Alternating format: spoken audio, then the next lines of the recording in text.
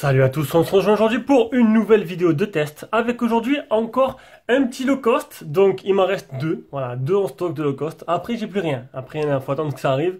J'ai des petits produits qui sont arrivés cette semaine chez moi, chez Jérôme, donc on aura un peu de vidéo à faire, mais on a un peu ralenti la cadence, hein, ça c'est clair et net. Donc un petit low cost, un téléphone qui fait 60 €, que j'ai dans le tiroir depuis 2-3 mois, qui vous allez voir n'est pas trop mal, mais comme le Do Y8 que j'ai fait dernièrement, ne sera pas une petite référence à prendre. Voilà, si après bon, il n'est pas mauvais, il a des arguments, mais on va le voir ça tout de suite dans ce test. Là, le contenu de la boîte il est très simple, on aura juste une coque en silicone, le chargeur ainsi que le câble de rechargement. Et bien sûr, le téléphone. Donc le téléphone, niveau design, vous allez voir, on va passer directement au design et aux caractéristiques. Mais avant, quand même, si tu aimes nos vidéos, tu peux mettre un petit pouce bleu. Tu peux t'abonner pour rien rater les futures vidéos. Tu peux aussi aller sur Tipeee, nous soutenir sur Tipeee. Tous les dons serviront à racheter des nouveaux téléphones qui seront revendus. Et aussi, voilà, si tu es tipeur, tu as accès aux accessoires aussi, que l'on vendra par la suite après préférentiel. Voilà, il suffit d'aller voir un peu dans la description et tu auras tout de noté. Déjà, moi ce que j'aime dans ce téléphone, c'est son design. Honnêtement, il a un design plutôt magnifique. Hein. Honnêtement, là, ils ont vraiment fait quelque chose de beau. Pour 60 €, ils ont mis quand même, voilà, ils ont créé un beau téléphone. Vous avez vu, hop, c'est tout entouré de couleur or, le côté aussi. Il est vraiment très joli ce téléphone. Donc, on n'aura pas d'encoche, rien, c'est à l'ancienne. C'est un 18 neuvième. Il est sorti au moment où le 18 neuvième sortait dans le commerce. Au niveau des caractéristiques, donc on a 70 de large sur 156,6 de haut sur 10,3 mm d'épaisseur. Ah oui, il est pas tout fin. Après, bon, vu qu'il est pas gros, enfin pas. Oui, voilà, c'est un petit téléphone. La prise en main n'est pas dégueulasse. Hein. Franchement, il tient bien en main. Il fait 176 grammes. Bon, c'est sûr qu'il a le centimètre d'épaisseur, mais franchement, ça se ressent pas trop. Il a un écran de type IPS en 5,45 pouces en 1440 x 720p. Donc du 720p+, on peut dire. Résolution, enfin, surface de l'écran, 74,94%. Appareil photo avant, 2 mégapixels seulement, en ouverture 2.8. Ça n'a pas donné des trucs extraordinaires, on verra ça après. Associé à une reconnaissance faciale que je vais essayer de suite. Alors, reconnaissance faciale qui n'est pas des plus rapides et qui marche, mais qui n'est pas vraiment des plus rapides. On peut le voir, c'est pas extraordinaire. En dessous, on a le haut-parleur seulement. Sur le côté gauche, on n'a rien. Sur le côté droit, on aura les boutons volume plus moins. Au-dessus, on aura le port jack et le port de rechargement. Alors, ça fait très longtemps qu'on n'en a pas eu. Ça va plaire aux gens qui aiment ces téléphones-là, parce qu'il y en a de moins en moins, il n'y en a presque plus. C'est une batterie amovible qui s'enlève et du coup qui se change. Avec ici, alors une nano SIM qui se met en travers ou une autre. Alors j'ai pas réussi à mettre la deuxième. Il y a un petit, si, c'est deux nano SIM avec un petit tiroir. Alors je vais essayer de vous montrer. Bon, le petit tiroir est situé dessous, comme petit tiroir que tu tires et que tu mets la nano SIM dedans. Donc deux nano SIM ou une nano SIM, une carte SD. Voilà.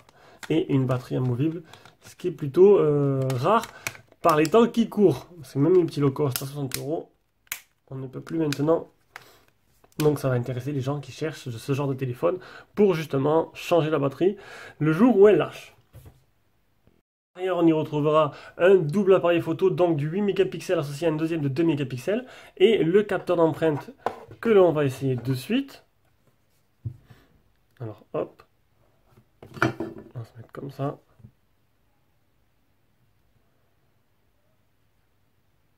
Capteur d'empreinte qui marche correctement, mais qui n'est pas des plus rapides. Ça, c'est certain.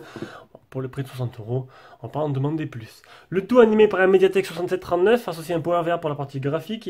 C'est un modèle 3 Go de RAM, 16 Go de mémoire interne. 60 €, 3 Go de RAM. Ça commence à devenir très très intéressant, je trouve. Le Bluetooth est en 4.0. La batterie fait 3400 mAh. Et niveau des bandes 4G, il manquera que, comme à chaque fois, la B28. Et c'est une 4G de catégorie 4. Et on passe brièvement à l'écran. Donc l'écran qui est protégé par un film d'origine, ce qui est plutôt pas mal. Il n'y en a pas de deuxième dans la boîte. Mais bon, c'est déjà bien. Niveau écran, donc je vous l'ai dit, c'est un 720p+, c'est un 5,45 pouces, donc assez compact. Et la surface prend 74,94% de la surface totale du téléphone. Un écran plutôt joli, mais, parce qu'il y a toujours un mais, comme pour le Doogee Y8, j'ai envie de dire qu'il manque un peu de réactivité, même s'il est un peu mieux. C'est seulement un 2 touches. Ça, c'est dommage. Un 2 touches, bon, après, je sais pas si ça y fait, mais les 2 touches associées à la réactivité de la dalle qui n'est pas exceptionnelle, pour écrire vos messages, ben, tout simplement, il faut oublier le clavier SwiftKey si vous aimez, si vous aimez écrire vite. Vous gardez le clavier d'origine Gboard, vous désactivez l'écriture par swipe, parce que sinon ça va vous flinguer tout. Donc, et après, ben, vous prendrez votre mal en patience et vous essayerez d'écrire vos messages. Ça marche, mais voilà. Et vous agrandissez au maximum le clavier pour avoir des grosses touches. Et voilà, et on arrivera à avoir quelque chose qui est assez fonctionnel, mais il faudra, pour ceux qui adorent comme moi écrire à la vitesse de la lumière, ça ne marchera pas. Il faudra prendre son mal en patience. Mais sinon, niveau activité, voilà, c'est un peu le bas qui blesse. Non, ça se dit pas ça. C'est un peu, voilà, c'est dommage que ces petits téléphones comme ça, il y en a toujours ce petit problème récurrent de réactivité de la dalle. Mais bon, c'est comme ça, c'est 60 €, même s'il y en a qui s'en sortent très bien. Le logiciel, on a affaire tout simplement à aucune surcouche. Voilà, on a Google Now, tout simple, avec le volet de notification sur le côté gauche. On a on a un tiroir d'applications, comme sous tous les téléphones de cette trempe-là. Donc c'est plutôt simple, plutôt bien optimisé. Les 3 Go de RAM font le travail. C'est plutôt sympa d'avoir 3 Go de RAM pour 60 €. Ça vous permet d'éviter de mettre des applications light, dites light pour alléger, pour pouvoir ne pas saturer la mémoire système. Mais voilà, ça tourne plutôt correctement là-dessus. J'ai pas grand chose à dire. On va passer directement à capture d'écran. Et on commence avec le Antutu 40475. Bon, bah, c'est du low cost, hein. Le test de chauffe 36 degrés, ce qui est plutôt pas mal. 2 touches, je vous l'ai dit, ça c'est vraiment dommage. 2211 pour le Geekbench batterie. Les autres Geekbench, les 2 autres. Hop, on passe au DRM Info, donc OneVine, en fait c'est la certification Google pour les applications, donc c'est du L3 comme tous les téléphones, la plupart des téléphones chinois, donc du coup vous n'aurez pas de HD sur les applications comme MyCanal, Netflix ou Amazon Prime. Le PC Mark de 1929, aucun malware qui infecte la ROM. On aura la 4G Volt, ce qui est plutôt pas mal sur ce genre de téléphone, qui vous permettra d'avoir des appels en 4G et plus rapidement. On aura des gestures, donc le double tap pour révéler l'écran, ça c'est bien. Double tap associé à une reco faciale, c'est plutôt pas mal. Sauf que quand la reco faciale met trop de temps ou ne marche pas très bien, voilà, faudra prendre son mal en patience encore une fois. D'autres gestures associées au capteur de proximité qui se trouve dedans. Ah, j'ai oublié de vous montrer, je vous montrerai après. 2 mètres de marge, ça très bien pour le GPS test, 14 fils satellites fixés sur 21. Et la batterie, j'ai pas réussi à faire le GSAM, donc du coup, je peux vous dire que réveillé à 8h30, il était 21h, il restait 30% de batterie, donc ce téléphone qui vous tiendra la journée, et c'est plutôt pas mal. Déjà qui vous tiennent la journée, hein, 14h, 13 ou entre 13 et 14h, c'est plutôt sympa. Je voulais vous parler aussi, hop, des capteurs de téléphone et vous parler du capteur de proximité. Il y a un petit souci avec. En fait, j'ai dû le désactiver. Si vous mettez la luminosité automatique, il a tendance à se mettre à fond tout le temps et à vous flinguer les yeux tout simplement. Donc du coup, désactivez-le et puis mettez la lumière la luminosité manuelle. C'est mieux pour vous. Après, vous faites comme vous voulez. Donc on a bien le capteur de lumière, accéléromètre et capteur de proximité qui marche très bien. Et c'est tout ce qu'on a.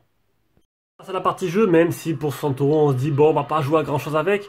Eh ben il y a des jeux comme ce petit comme Dit Trigger 2 qui est un jeu qui utilise pas mal de puissance, qui pourtant, on va baisser le son, marche très bien sur la plupart des téléphones, même les moins chers tout simplement. J'allais dire les plus pourris, non quand même pas.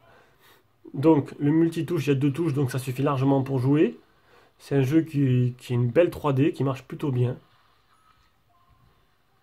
Donc voilà, donc laissez tomber hein, pour tout ce qui est Fortnite, me demandez pas Fortnite, et PUBG et tout ça, non, ça ne marchera pas. Ce genre de jeu marche très bien, et ça c'est déjà plutôt pas mal pour un téléphone à 60 €, même si j'aurais aimé un tactile un peu plus précis, on va dire que c'est pas super ergonomique non plus. Hein.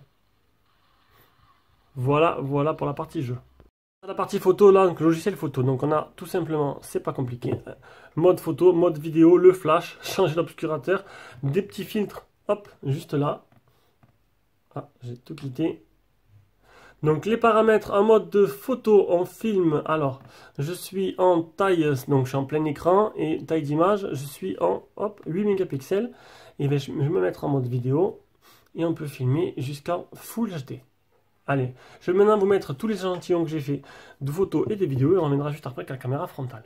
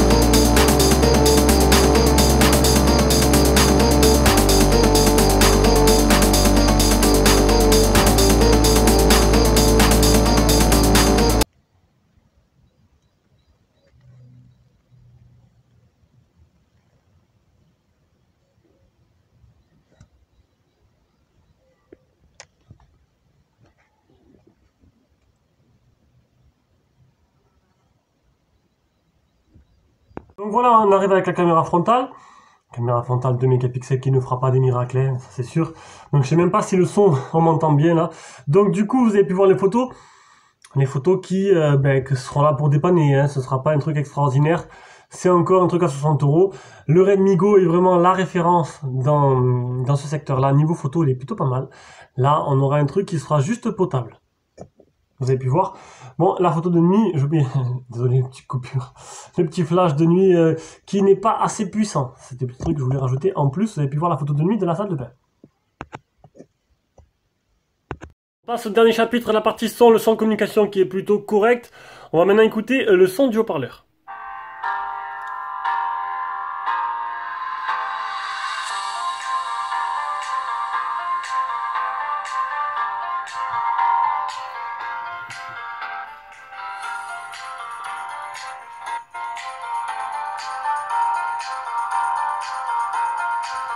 Le son qui a plutôt tendance à saturer à pleine puissance, encore une fois ce sera juste voilà, du dépannage. Le haut-parleur n'est pas dégueulasse mais non plus rien d'extraordinaire. Donc on arrive à la conclusion de ce téléphone. Un téléphone qui, si la partie tactile aurait été un peu plus soignée, il aurait pu être quelque chose de plutôt correct pour le prix. Encore une fois, c'est surtout l'expérience utilisateur que je regarde beaucoup sur un téléphone 60 € et non vraiment tout le reste, parce que là, ils en ont fait, voilà, il y a 3 Go de RAM et tout, 60 €. Ça peut intéresser du monde, mais voilà, c'est sûr qu'à l'utilisation, ben, encore une fois, pour moi, les références à 60 € se resteront le Lenovo A5 en première place, le Humidigi A3 en deuxième place et le Redmi Go à la troisième place du podium. Allez, sur ce, je vous laisse. Je vous fais de gros bisous et on se rejoint pour une prochaine vidéo.